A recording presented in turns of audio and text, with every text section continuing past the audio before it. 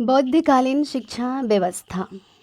बौद्ध काल में शिक्षा प्राप्ति का जो स्थल था उसे मठ या विहार कहा जाता था।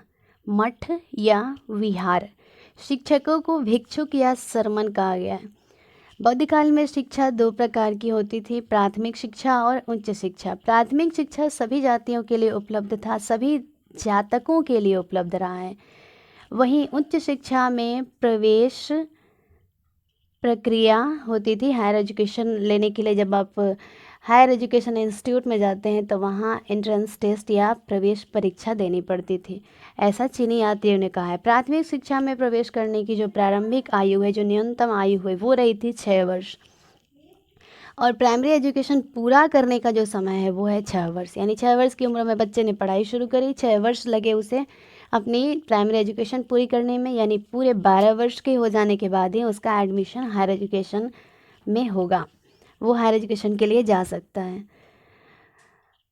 शिक्षा के प्रकार की बात करें तो दो प्रकार की शिक्षा, प्राथमिक शिक्षा और उच्च शिक्षा। प्रवेश की आयु प्राइमरी एजुकेशन के लिए 6 वर्ष और हायर एजुकेशन के लिए कम से कम 12 वर्ष तय किया गया था। शिक्षण विधि क्या है? तो शिक्षण विधि मौखिक थी, पूर्णतया मौखिक।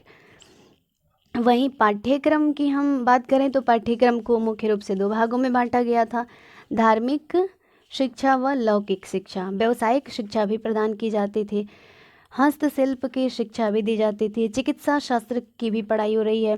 चरक, जीवक, धन्वंतरि इत्यादि महान आयुर्वेदाचार्य बौद्धिक युग की ही देन है।